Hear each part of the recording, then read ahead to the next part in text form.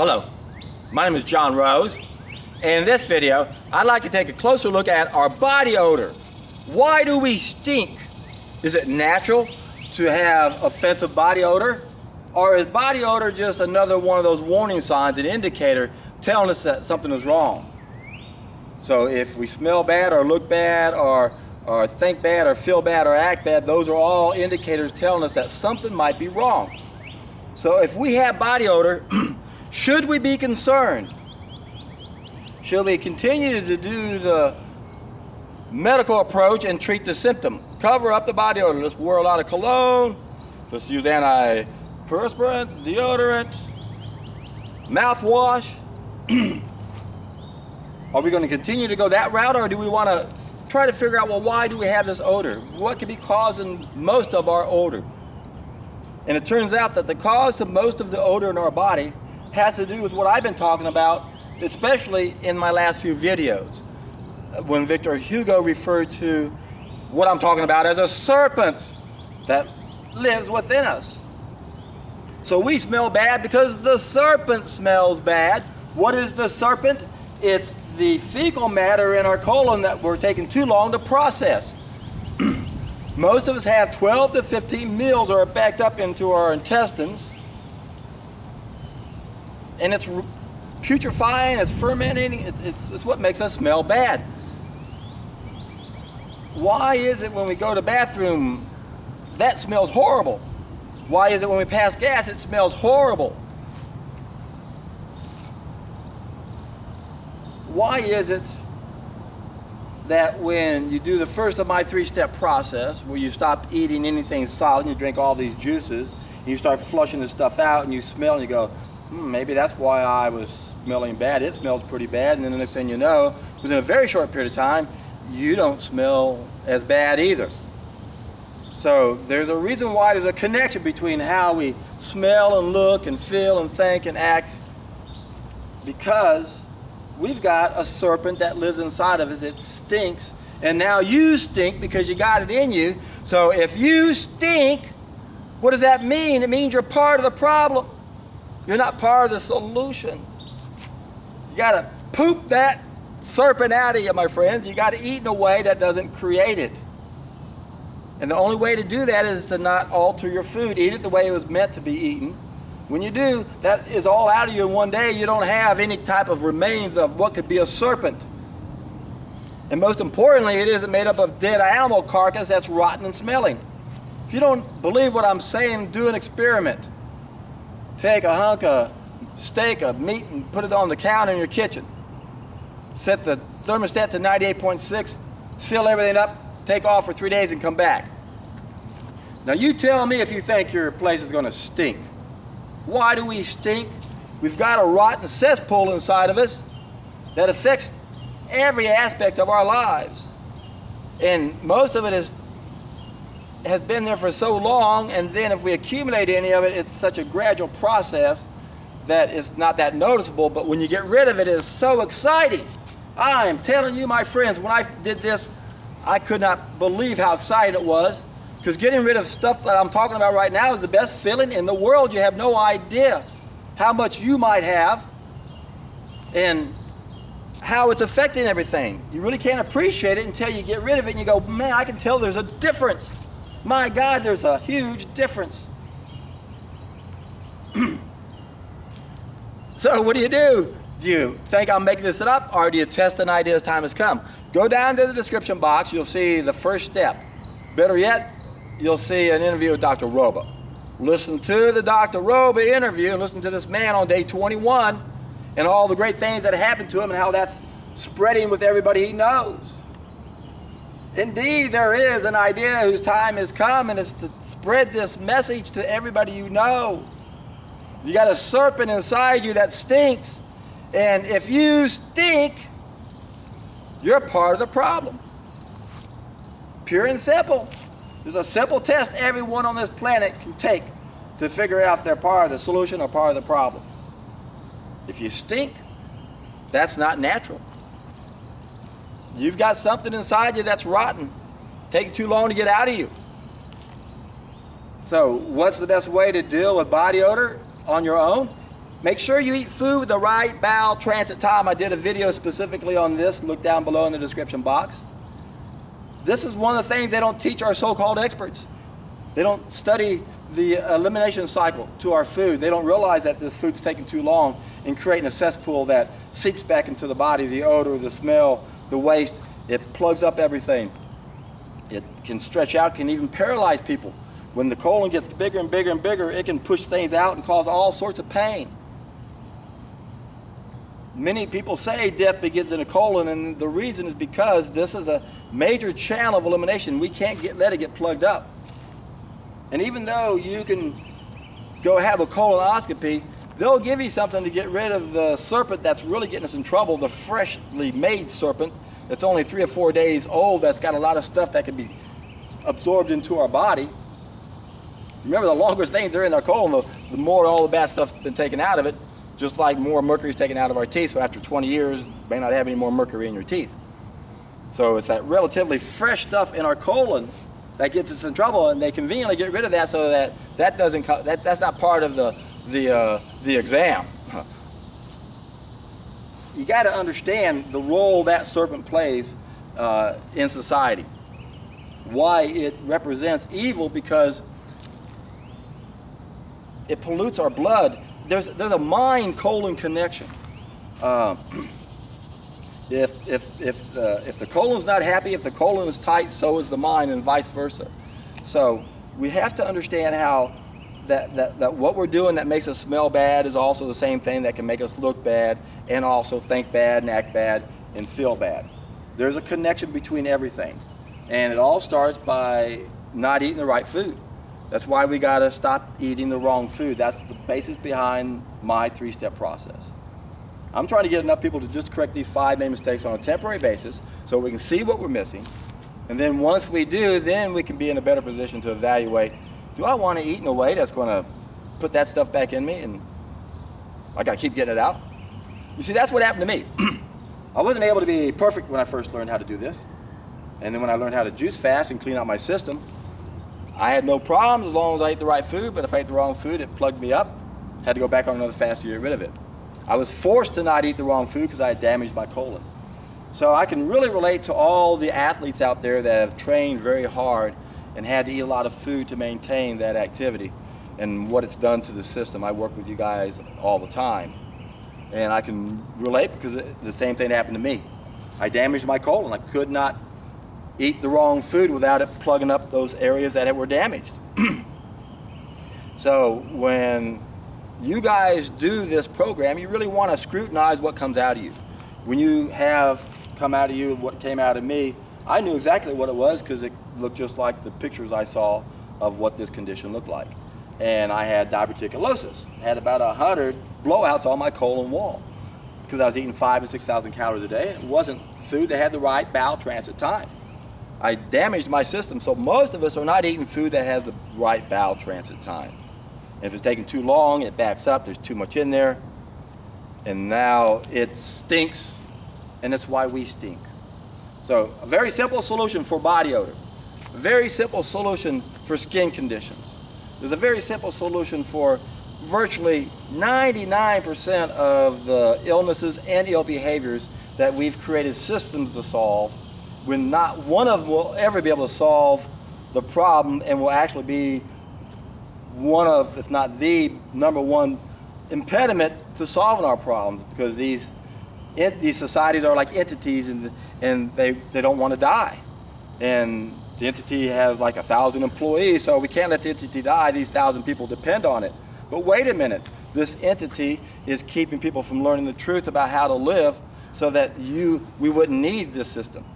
That's the problem. None of the systems are designed so that once the problem is solved, the system's got to has to dismantle. Which is why they'll never find a cure for the American Cancer Society. That's in their bylaws.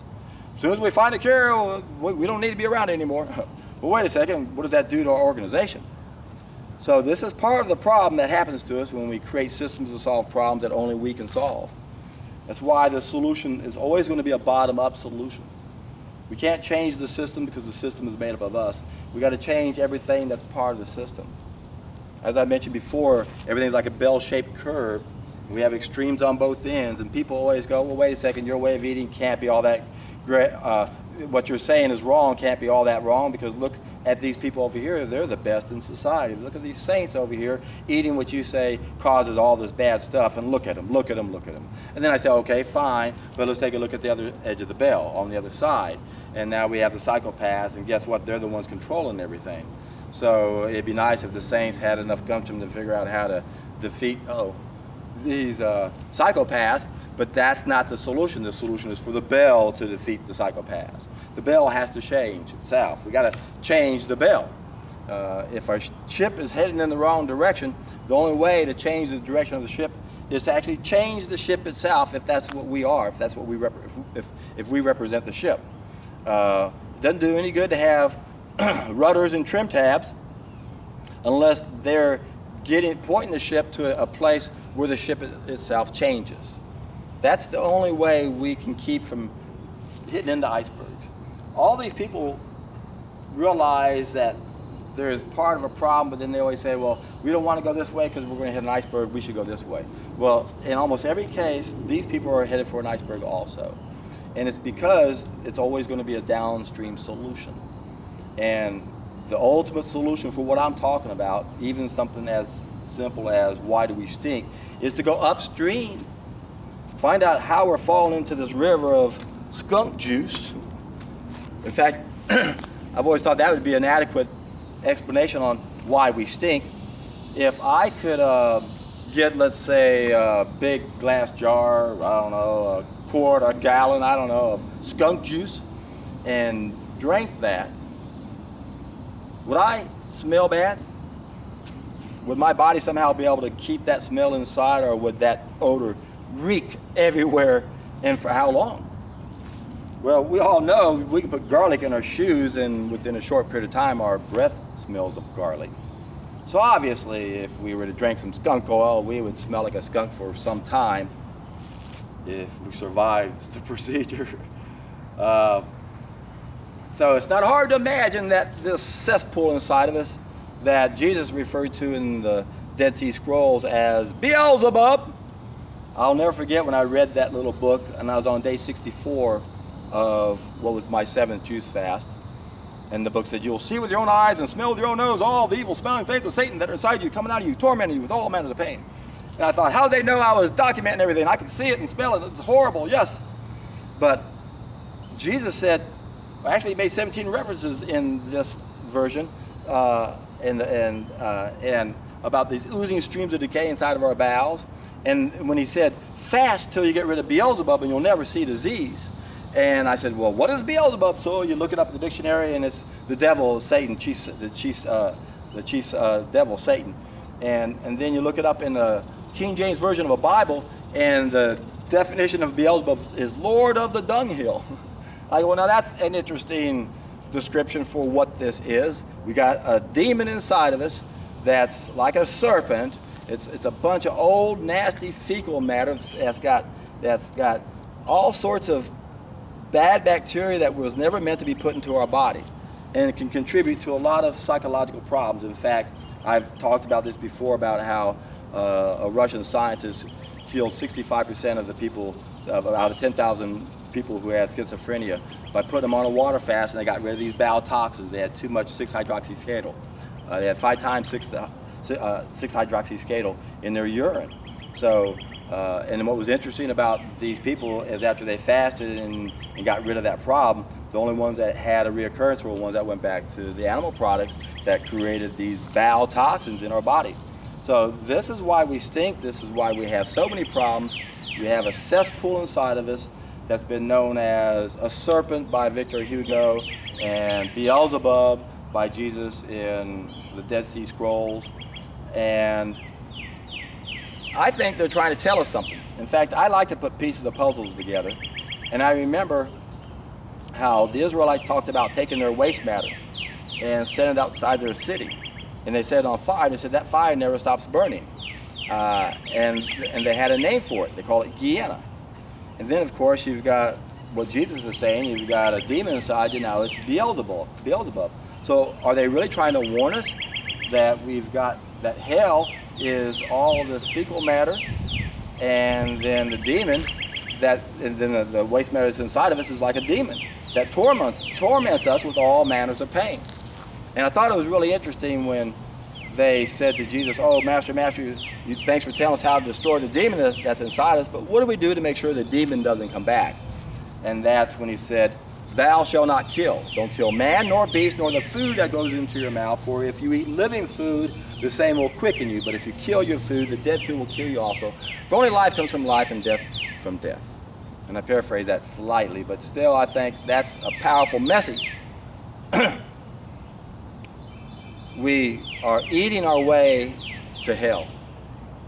And the solution to get reconnected is through eating foods that haven't been altered. Now, it's not a panacea, but that's the first cause that we have to address. And when we address the first cause, we'll address all the other subsequent causes that we don't like body odor. Boy, body odor has become a subsequent cause because I can't get a date. I smell so bad, no one wants to be around me. So the thing about cause and effect is there is a ripple effect. The effects become a cause. That's a causal loop. That's what really gets us in trouble. The worst causal loop of all is the dark side of our behavior. And that's what keeps us where we are. But it's not so much the dark side, but the darkest of the dark side of our behavior. And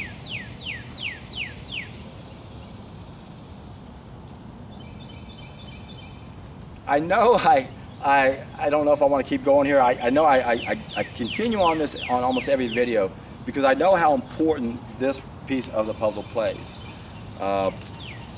Too many of our references are based on what they want us to know. Our so-called experts aren't experts at all. People who study nutrition don't even know that we have a species-specific diet. They get lost down rabbit holes and look into details about things that are good to know, but they're not that as important as understanding, or we make some major changes in the food just by the act of cooking. And it does. Cooking destroys our food, it damages our food, it destroys the life force in our food, it changes the bowel transit time of our food, it allows us to eat foods we wouldn't eat that's going to stink because it takes too long to go through and it's rotting meat and flesh. It allows us to eat grains we shouldn't eat. It provides a lot of great things. A lot of civilization can be accredited to the advent of fire itself. When we finally were able to master fire. But the problem with everything we master is like all new knowledge, it comes with the potential for evil whenever we make a bad application, whenever we apply it to our needs. And I've gone over this 1,000 times, but it needs to be told over and over. We can't change and alter what we are supposed to do without having changes reflected in us. And everything that we have and what we got that we complain about is just part of our feedback system, but we're so sick. The sickest of the sickest of us control the educational system, so doctors are misdirected, nutritionists are misdirected, these people are clueless.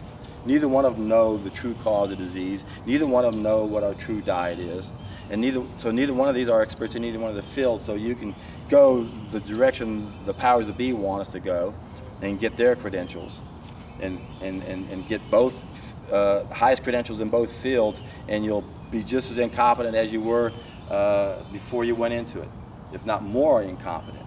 Because once you are closed into a box, it's very difficult to think outside the box, especially if your livelihood depends upon how this whole box structure works. Our need for money has made it very difficult for doctors to do what they're supposed to do.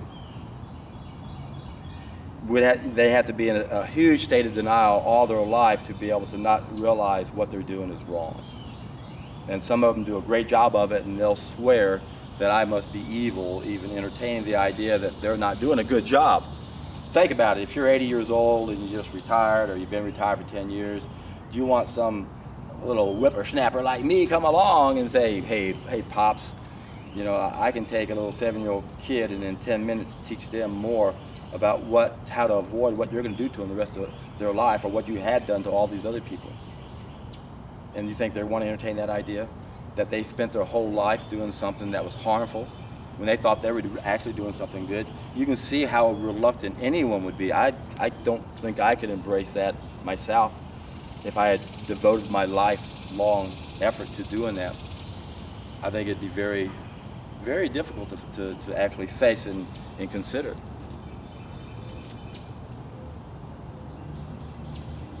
But for the younger guys, it's time that you guys stood up and said, look, we're not going to keep playing this stupid game that you guys got us playing. But then what do? Okay, we're going to realize our limitations. All we're going to do is deal with accidents and injuries, and that's it. Everything else, we can't do any of that. Okay, we're going to have to lay off a lot of people. What do we do with our knowledge and our skill? Well, your knowledge and skill is very limited. We don't need a bunch of doctors that do what you guys do, especially when 90% of them are treating symptoms for lifestyle-related problems. We don't need any one of you guys, except for a few people who've done irreversible damage. And yes, we need specialists like you who know the body and can then control it and do what needs to be done. Otherwise, this is too much downstream activity for an upstream problem. You got to go upstream for an upstream problem. When the problem is within our control, then we have to take responsibility. We have to question our belief system. We got to realize that our parents taught us mistakes, and it was the same mistakes that they were taught and that has been taught for about 3,000 generations. There's a lot of momentum going here. But the beauty about this is we could turn everything around in one generation. We could wake up to this madness if enough of us could do the first of my three-step process and get everyone else's attention. Then we reach the majority. Then we realize how important our biophoton levels are, and we'd want to make this world better instead of worse. We'd have a whole different mentality then. The world would be totally different. No one would have body odor. We'd be smelling roses. So my mission is to make this world smell better. And it begins by helping you realize the important role that you play in being the best that you can be. The greatest thing about this message is that it really will unite us, because it's only going to work if we all do it. But we'll never get enough people to do it unless we reach the tipping point. That's the hardest part of any type of revolution like this, is most of us just don't know what we're missing. So we got to be the change that we wish to see in people. Once you do this for yourself, you realize, my God, I feel so great. I wish everyone felt this way. And if they did, we wouldn't end up as cogs in the wheel of the system that's going the wrong way. The systems have too much momentum. They're too powerful. They got to be brought down individually by everyone changing their mentality, by changing what they put in their body, realizing that you have to be the best that you can be. It doesn't make any sense to do something that's going to lower the quality of your life. The problem here is short-term desires usually always overwin long-term pain. But the biggest problem is that most of us don't see the connection. But even if we do, we still are vulnerable to that short-term pleasure. That's why Tolstoy insisted that there's the first step that we must take to solve all of our problems. And a lot of people really focus on the higher values instead of realizing the lower values, the lower steps, the first step, and how important that is, because that's where we get the control. That's where it begins. We gotta get back control. We gotta stop feeding this monster that becomes a serpent inside of us. And all you have to do is test an idea as time has come. Once again, go down to the description box and you will see a link to the first step, and that is a seminar I gave that explains how to do a long, extended, properly conducted juice fast, juice feast, solid food vacation, where you're going to drink a whole lot of juice. You're going to give the body everything it needs. You're going to support your organs of elimination. You're going to support your body in case it's temporarily impaired or permanently damaged. And when you do this, I can guarantee you, my friends, you're in for a treat.